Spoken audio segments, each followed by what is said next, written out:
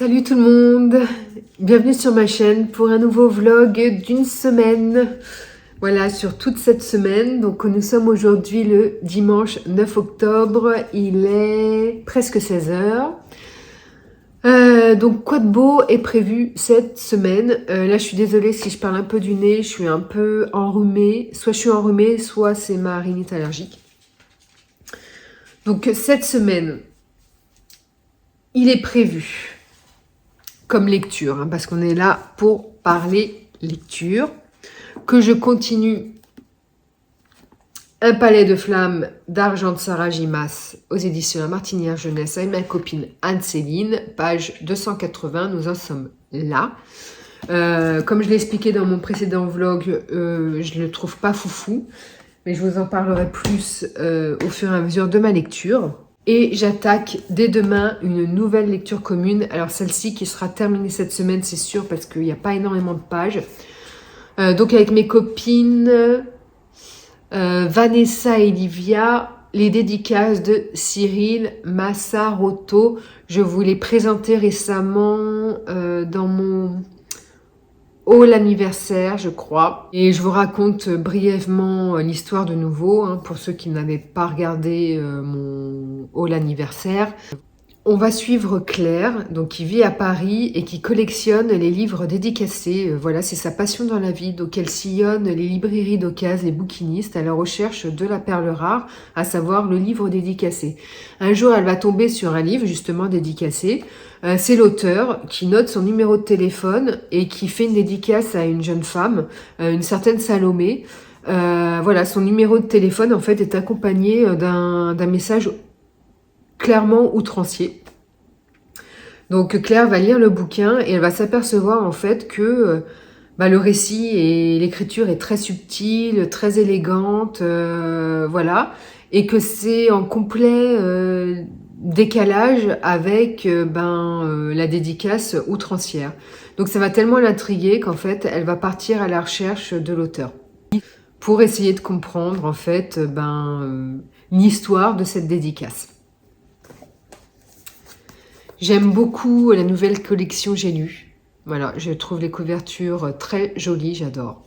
Donc c'est ma lecture de cette semaine avec mes copines qui sera finie cette semaine, comme je vous l'ai dit, parce qu'il y a 280 pages, donc on l'aura bouclé d'ici vendredi. Donc je pourrais vous faire un retour complet sur le bouquin. Voilà, je suis sûre au moins de lire un livre cette semaine en entier.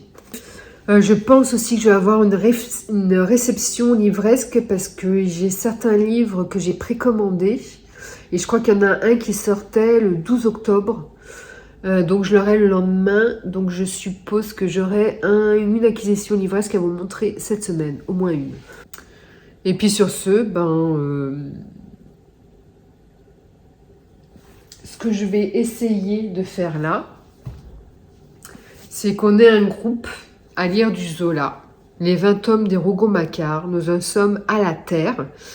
C'est la Terre que nous devons lire. J'avance très très lentement parce qu'en fait c'est tellement chiant, je préfère être claire, que j'ai du mal à m'y remettre. Donc là il faudrait aujourd'hui que je finisse la partie 2, mais il me reste une quarantaine de pages. Je sais pas si je le ferai aujourd'hui, je sais pas. Je vais essayer, ouais. C'est faisable quand même. En fait, c'est le tome de Zola, des Rougon-Macquart, qui parle du monde paysan, comme l'intitulé du livre l'indique. Sauf que c'est du jargon paysan, souvent, dans les dialogues. Bon, pas constamment, un petit peu, mais du coup, des fois, j'ai du mal à comprendre certaines subtilités dans les propos. Faut quand même être concentré. Voilà, c'est pas le livre de Zola qui est le plus accessible à lire pour moi. Et puis, c'est super intéressant, ok, mais au niveau de l'histoire en elle-même, j'ai un peu du mal à accrocher. Voilà, mais sinon, c'est super intéressant comme bouquin. Donc, je vous en dirai plus quand j'avancerai. Mais là, l'objectif, c'est de terminer la partie 2. Donc, de lire une quarantaine de pages.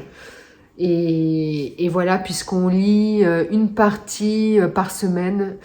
Sauf que là, on a un peu de retard parce qu'on a tous un peu du mal à avancer. Voilà. Je vous laisse et je vous reprendrai plus tard. Re tout le monde, nous sommes le mardi 11 octobre, il est 10h15, je me suis réveillée à 10h aujourd'hui, ça fait un bien fou.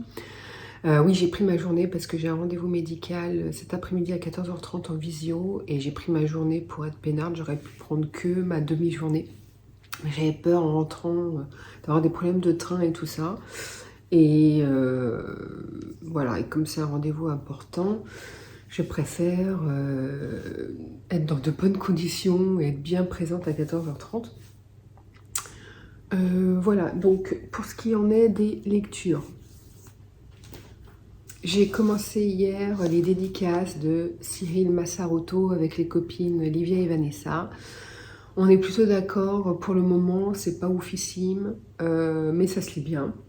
Donc on verra pour la suite, on a lu que 30 pages parce que comme ma copine Livia est malade en ce moment, elle a un petit rythme d'escargot. Donc au lieu de lire 70 pages, 80 pages, comme on fait habituellement, là on est à 30 pages par jour. Donc c'est pas beaucoup, du coup je suis pas sûre de l'avoir fini cette semaine, nous verrons bien, je vous en parlerai. Mais pour le moment, écoutez, ça se lit bien, c'est plutôt bien écrit. Le reproche qu'on aurait à en faire, c'est que l'héroïne est insupportable, elle est un peu pédante, donc elle est un peu agaçante, on n'arrive pas à éprouver de la tendresse pour elle. C'est pas un personnage qu'on aime particulièrement. Et puis, il y a comme un peu des avis un peu tranchés dans ce bouquin, un peu des jugements, des préjugés sur les choses. Voilà, bon pour le moment c'est tout ce que j'ai à dire, donc ce matin je vais lire mes 30 pages attribuées, j'ai le temps. Ensuite j'embrayerai sur ma cousine Rachel, oui j'avais prévu de ne pas le lire cette semaine, mais ma copine Anne-C avec qui je lis le volume 4 d'Acotar est très occupée en ce moment, du coup pareil on a un rythme d'escargot pour Akotar, du coup je peux continuer ma cousine Rachel. Bon j'avance pas énormément non plus, mais j'avance. Et ma foi, ce livre est très bien, par contre, il est très lent, très très lent. Sinon, je voulais vous parler d'une série que j'ai terminée hier avec mon conjoint, c'est Dahmer. C'est une mini-série donc, qui raconte l'histoire de ce serial killer cannibale qui a sévi dans les années 70 jusqu'en 91, qui a tué 17 personnes, voilà, qui les a un peu mangées. C'est une série génialissime. Alors, pour apprécier cette série, il faut aimer un peu les séries lentes. Mais sinon, le jeu d'acteur est juste exceptionnel. Celui qui incarne le rôle de Jeffrey Dahmer est époustouflant. Je vous parle même pas du papa c'est vraiment le perso qui m'aura fait pleurer dans la série. Vraiment, il n'y a aucun acteur qui est acheté, ils sont tous formidables. Le jeu d'acteur dans cette série est très important, c'est magique. Contrairement à ce que pourrait laisser supposer le synopsis, vous n'avez aucune violence gratuite. Donc ça, c'est bien à savoir, hein. Pas de viol, pas de torture, pas... C'est plus suggéré qu'autre chose. Alors, bien évidemment, vous voyez certaines scènes, mais on sent que le réalisateur ne montre pas de scènes violentes pour montrer des scènes violentes parce que le public attend ça en fait. Pas du tout. Vraiment, ce qui est mis en avant dans cette série, c'est la souffrance. Je suis désolée, mon petit... Voilà, mon bébé. Mon petit chien, il fait le petit cochon inversé. Voilà. Oui. Calme-toi. Alors, le petit cochon inversé, si vous avez un chien qui fait ça, ce sont des éternuements à l'envers. Le chien ne souffre absolument pas. Donc voilà, c'est pas une maladie, il n'y a pas de traitement, sauf s'il le faisait évidemment tous les quarts d'heure, mais c'est pas le cas. Et non, il ne souffre absolument pas. Vous avez beaucoup de chiens qui font ça, c'est juste impressionnant, mais il ne souffre pas du tout et il risque rien à faire ça. Et pour reprendre pour la série, donc le réalisateur met en avant la souffrance des proches des victimes. C'est vraiment ça qu'il met en avant. Avec aussi la souffrance de Jeffrey, hein, puisqu'on va retracer toute son enfance pour essayer de comprendre pourquoi il en est venu à devenir un serial killer cannibale en plus. Voilà, mais c'est très intéressant et franchement, elle était vraiment, vraiment bien cette série. Donc, superbe série et mention spéciale à Jeffrey, mais surtout pour moi le papa que j'ai trouvé exceptionnel. Voilà, donc si vous ne savez pas quoi regarder en ce moment, que vous pensez que la série serait susceptible de vous plaire, n'hésitez pas à la regarder. Re tout le monde, je vous reprends, il est 15h15. Voilà, mon rendez-vous médical n'a pas eu lieu, a été déprogrammé, donc ça m'a bien contrariée parce que c'était un rendez-vous important pour moi. Rien de grave, mais... Enfin, rien de grave au niveau de ma santé, hein, mais grave dans le sens où ça faisait 3 mois que j'attendais ce rendez-vous quand même. Donc voilà, je suis contrariée parce que je ne sais même pas quand je vais avoir un nouveau rendez-vous, sachant que dans cette clinique, vous avez un rendez-vous tous les 3 mois. Donc là, je vais gueuler et ils ont intérêt à me programmer un rendez-vous avant, quoi. Bref. J'ai quand même pu avancer sur ma lecture en cours, les dédicaces. On avance bien en fait, parce qu'aujourd'hui, ma copine malade qui a fait le découpage, elle a fait 60 pages. Donc en fait, on avance bien. Donc je pense que je l'aurai fini d'ici fin de semaine. Donc je pourrais vous l'inclure dans le vlog. Alors, je déteste l'héroïne. Je confirme que c'est une jeune femme hautaine, prétentieuse, voire même méprisante. Donc elle est insupportable, donc pas d'empathie pour elle, rien que de l'antipathie. Donc ça peut être un peu chiant de suivre une héroïne qu'on n'aime pas. De l'autre côté, c'est bien écrit, et là on arrive dans l'histoire où c'est un petit côté imprévisible. Je me demande vraiment ce qui va se passer pour la suite et j'ai envie de savoir, et ça se lit vraiment bien. Donc on va dire que malgré cette héroïne que je peux pas saquer, clairement je peux pas la saquer, j'aime bien le récit, sachant qu'en plus on parle beaucoup de livres et que je trouve que malgré tous les défauts de l'héroïne, elle a un avis sur le livre, sur son aspect commercial, sur sa diffusion, sa pub, un avis assez pertinent et intéressant. Donc voilà, l'héroïne est moche, je la trouve moche, mais son opinion sur tout ce qui entoure le livre est plutôt pas mal et intéressant. Voilà, donc je vous en dirai plus quand je l'aurai terminé. Et là, du coup, cet après-midi, vu qu'il est que 15h17, je vais poursuivre ma lecture de Ma cousine Rachel de Daphné du Maurier, voilà. J'avance pas beaucoup. Pourquoi je vous le remonte alors que ça n'a pas été plus loin que ce matin. Ce matin, j'avais pas avancé. Je vous ai juste dit que j'allais avancer dans la journée. Là, j'ai pas avancé d'une ligne, donc je comprends pas pourquoi je vous remonte le bouquin. Je suis perturbée. Voilà, donc comme j'étais contrariée ce matin, je me suis acheté des tasses sur le site d'une Instagrammeuse qui est créatrice, que vous devez connaître. Alors, je sais plus comment elle s'appelle, Caro Woodward, un truc comme ça. Elle fait des trucs, des décos chez elle, très automnales, etc. Et elle vend de superbes mugs. Et pour noyer mon chagrin, du coup, je lui en ai pris 3. Parce que je ne fais jamais les choses à moitié. Donc, c'est Caro from Woodland. Donc, vous devez la connaître, elle est assez connue. Donc, qu'est-ce que je lui ai pris comme mug? Voilà. Donc, je lui ai pris celui-ci, que je trouve magnifique aux couleurs d'Halloween, hein, quelque part. Qu'est-ce que je lui ai pris d'autre comme mug? Je lui ai pris un mug automnal que j'ai adoré, je l'ai trouvé trop beau. Alors celui-ci, c'était vraiment mon coup de cœur.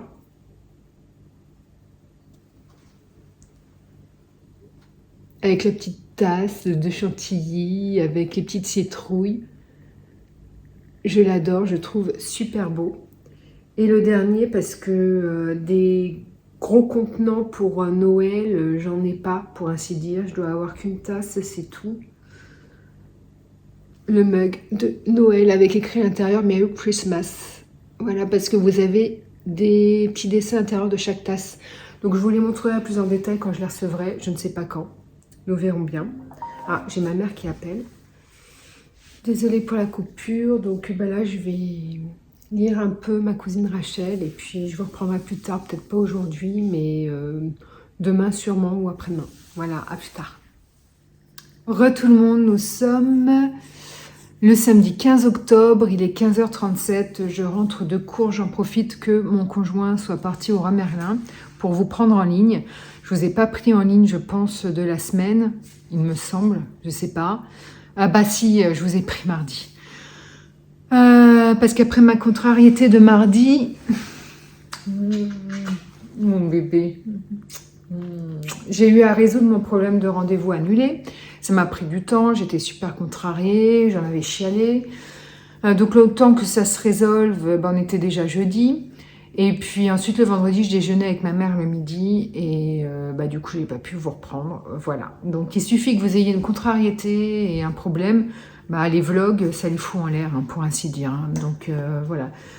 Ça pourra pas être toujours des vlogs super remplis avec plein d'achats, plein de points lecture. Voilà, il y a aussi une réalité derrière avec des gens qui ont des soucis et comme tout le monde. Donc voilà pour mes petites histoires. J'ai terminé les dédicaces de Cyril Massaroto et j'ai détesté, vraiment détesté.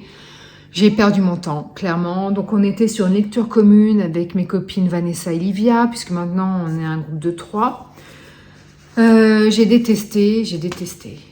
Il n'y a pas d'autre mot, c'est horrible.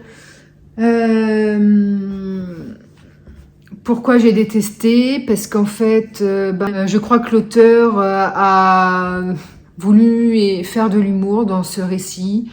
On ne doit pas avoir le même humour, ou alors je suis pas réceptive à son humour, mais ça ne m'a jamais fait rire. C'est rempli de clichés, de préjugés. Claire est insupportable. Elle est pédante, hautaine, prétentieuse. Elle prend les gens de haut. C'est la plus belle, c'est la plus intelligente. Enfin, c'est juste horrible. Un personnage comme ça, je voulais la claquer. Elle part donc à la recherche de l'auteur qui a écrit la dédicace à une certaine Salomé. L'auteur Cyril Massaroto, clairement, je ne sais pas ce qu'il a contre ses collègues populaires, Marc Lévy et Guillaume Musso, mais ils en prennent tous les deux pour leur grade quasiment tout le bouquin.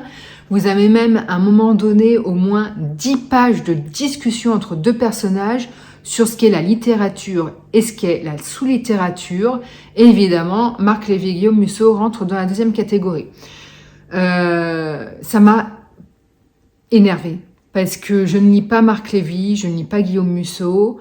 Voilà, pourquoi je les lis pas? Parce que c'est un genre littéraire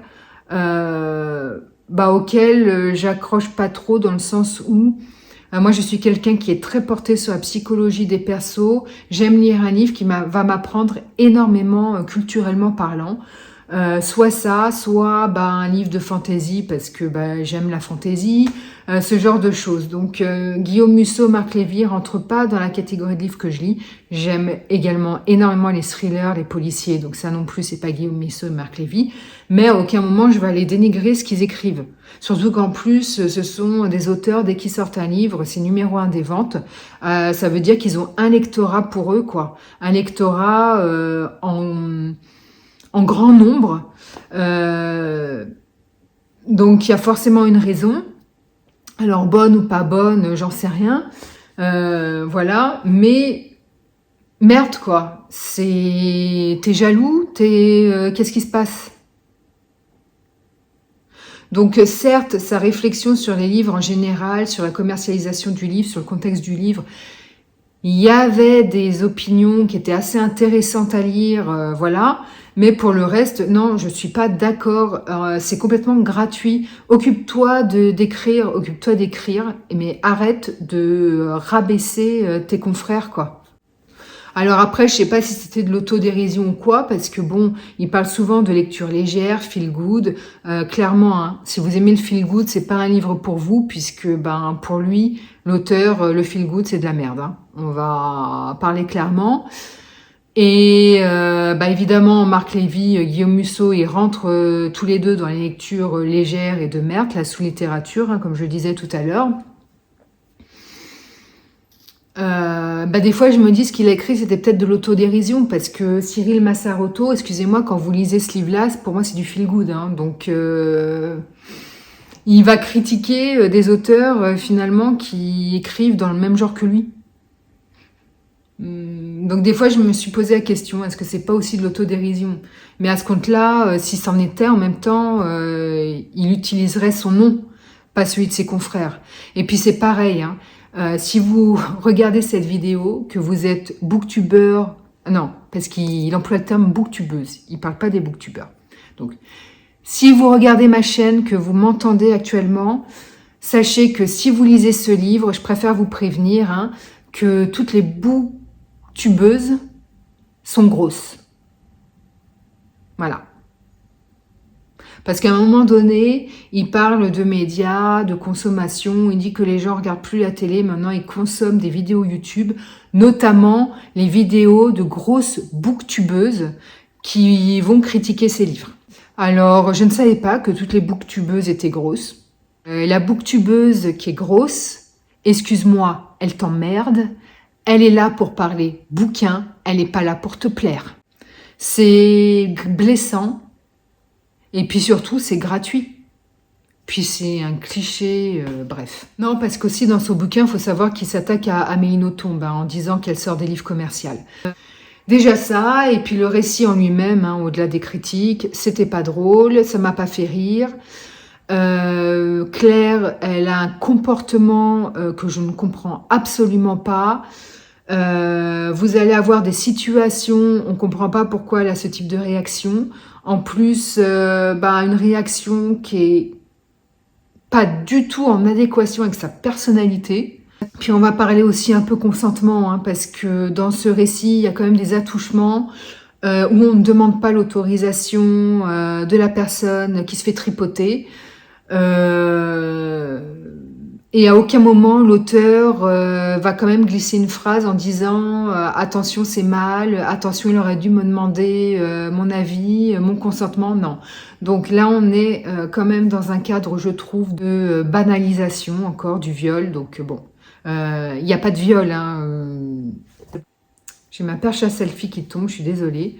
Donc il n'y a pas de viol hein, dans ce récit. Mais pour vous dire, il y a quand même un attouchement qui n'aurait pas dû se faire, de mon propre avis, même deux. Et je trouve pas ça normal qu'on fasse abstraction de ça et qu'à aucun moment l'auteur va quand même écrire une phrase dessus. Voilà, ça veut dire que on peut vous foutre une main au cul comme ça sans vous demander l'autorisation, c'est normal. Voilà. Donc j'ai pas aimé. Je sais même pas si je vais pas le jeter directement. C'est pas bien, je sais. Je peux le mettre au recyclage hein, pour me donner bonne conscience. Mais si je me dis, je le fous en boîte à livres, quelqu'un va le récupérer parce que c'est quand même de la lecture contemporaine. La personne va voir que il est en parfait état, donc elle va peut-être vouloir le lire. En plus, il a une jolie couverture, ça parle de livres. Et je me dis, mais elle va l'embarquer à cause de moi et elle va perdre son temps. Donc, non, je vais le foutre à la poubelle. Hein. Ça m'ennuie vraiment de le foutre à la poubelle, mais c'est quasiment que de la merde ce qu'il écrit dedans. Et sinon, un livre que je trouve bien meilleur, Ma cousine Rachel de Daphné du Maurier. J'avance lentement mais sûrement. J'en suis à un peu plus de la moitié. J'aurais bien aimé le finir ce week-end, mais franchement j'en doute. Donc je pense pas que ce sera dans ce vlog. Je vais quand même vous parler un peu de ce livre. On est dans un huis clos et entre deux personnages, et je vous avouerai que c'est du très bon thriller psychologique. Alors comme tout thriller psychologique qui se respecte, c'est lent, il se passe vraiment pas grand-chose. En plus je vous ai dit huis clos, donc vous vous doutez de ce qui va se passer, c'est-à-dire pas grand-chose. Mais c'est très bon parce qu'elle a vraiment, vraiment du talent, Daphné du Maurier. C'est vraiment parfaitement construit. C'est de la manipulation, c'est complètement insidieux. J'aime vraiment bien. Donc je vous en parlerai vraiment quand je l'aurai terminé. Pour le moment, je peux pas en dire plus, mais c'est une très bonne lecture. Ça sauve ma semaine. Et sinon, je voulais vous parler aussi de quelque chose qui n'est pas un livre, mais en général, les passionnés de lecture consomment pas mal de thé. Ça va avec. Alors, c'est un cliché. Hein, je vous parlais de cliché il y a 5 minutes. C'en est un. Je fais partie de ceux qui adorent le thé. Et je voulais parler d'une marque que je trouve au rayon bio de chez Carrefour. Une marque que vous devez trouver forcément sur Internet, dans Auchan, dans vos petits commerces locaux. Voilà, c'est vraiment une marque qu'on trouve partout. Et ça s'appelle Clipper. Donc c'est du thé là en sachet. Je pense à mon avis qu'ils doivent en faire aussi en vrac. Ça me paraît logique. Mais là, c'est en sachet. Et j'adore. C'est une amie à moi qui m'en a parlé en me disant que c'était vraiment très bon. J'ai écouté ses conseils et j'ai eu raison. Alors moi, je ne suis pas une fan du thé nature. Je l'aime sucré. Ma diététicienne m'a demandé d'arrêter de consommer du sucre en carré ou en poudre et de le remplacer par soit du sirop d'agave, soit du miel. Donc ce que je fais, c'est que je bois mon thé avec une cuillère de miel et c'est juste fabuleux, surtout avec ce thé-là. Donc moi, mes 2 préférés, vous en avez plein de sortes. Vous avez framboise, vous avez thé vert, vous avez de l'infusion aussi pour bien dormir, vous avez du fenouil, ce que vous voulez.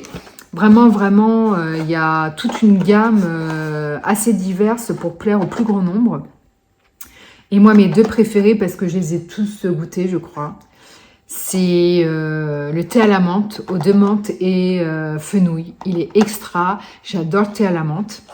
Et le deuxième, c'est l'infusion vanille et fraise, parce que j'adore le thé sucré, tout ce qui est fruits rouges, framboise et à la vanille. Alors, je suis désolée, je penche, parce que ma perche à selfie, là, ça va pas. Donc, tout ce qui est vanille, fruits, menthe, je suis méga fan. Donc là, c'est vraiment mes 2 préférés. D'ailleurs, ça me donne envie d'en refaire un. Donc là, comme je vais pas tarder à les goûter, je pense que c'est ce que je vais me faire. Sinon, je vais vous laisser là. Je vous reprendrai demain parce que pour demain, il faut que j'ai lu les tomes 4 et 5 des Carnets de l'apothicaire. Donc sans vous spoiler, bien évidemment, je vous dirai ce que j'en aurais pensé demain vaguement. Ce soir, je suis trop contente avec mon chéri. On se fait une petite raclette. Voilà, c'est pour ça que j'adore les saisons de l'automne-hiver, parce que vraiment, les raclettes, j'adore le fromage, j'adore le vin rouge. Bon, ça, vous commencez à le savoir. Voilou, j'ai aussi du montage vidéo à faire, donc j'ai un planning week-end assez chargé. Voilà, je vous laisse là, à plus tard. Nous sommes le dimanche 16 octobre, il est 17h20. Passion de thé en ce moment. Elle est pas mignonne, ma petite tasse de Marie des Aristochats, je l'adore. Et j'avais juste un petit achat Vinted à vous montrer. Lilo et Stitch qui lisent un livre. Voilà, collection de tous les objets qui se rapportent au livre et que je vais mettre dans mon salon lecture. Je ne l'ai pas payé cher, il était à 6 € de mémoire. Voilà, donc à peine 10 € de dépensés. Et j'ai terminé aujourd'hui ma lecture des tomes, ouais c'est ça, 4 et 5 des Carnets de l'apothicaire. Écoutez, j'aime bien, mais j'ai moins aimé ces volumes-ci que les précédents, parce que j'ai l'impression que là, ça part un peu dans tous les sens, dans le sens où Mao est devenue un peu détective, et elle résout des intrigues différentes au sein de la cour impériale. Et bon, on s'éloigne de ce que je pensais qu'allait être l'intrigue de base, à savoir des complots entre l'intérieur de la cour même, entre les différentes concubines. Là, on s'est vraiment éloigné et à ce compte-là, les volumes peuvent durer sur 50 tomes, comme ça, une centaine même. Si à chaque fois, elle résout une intrigue différente à chaque volume, qui n'ont rien à voir avec la cour impériale. Voilà, donc j'ai trouvé ça moins bon. Alors toujours intéressant parce que Mao, c'est une apothicaire, donc une pharmacienne de l'époque, puisqu'un apothicaire à l'époque, c'était un pharmacien. Donc on apprend plein de choses sur les remèdes, les plantes, les poisons. Donc c'est super intéressant là-dessus. En plus les planches sont juste merveilleuses. Mais voilà, là, bon, moins emballé par ces 2 volumes que les précédents. Voilà. Donc je clôture ce vlog ici. J'espère qu'il vous aura plu. Bon, je vous ai pas montré trop d'acquisitions, en fait, même quasiment pas par le pins. C'est pas grave, c'est des choses qui arrivent. Je voulais vous montrer un livre que j'ai reçu vendredi, sauf que j'étais déjà partie du travail. Donc je l'aurai demain, donc il vous sera présenté dans le nouveau vlog. Et voilà, et sur ce, n'hésitez pas à commenter, à liker, à vous abonner si ce n'est pas déjà fait pour l'algorithme YouTube. Et puis, je vous dis à demain pour un nouveau vlog. Voilà, je vous embrasse et je vous dis à plus pour de nouvelles aventures livresques.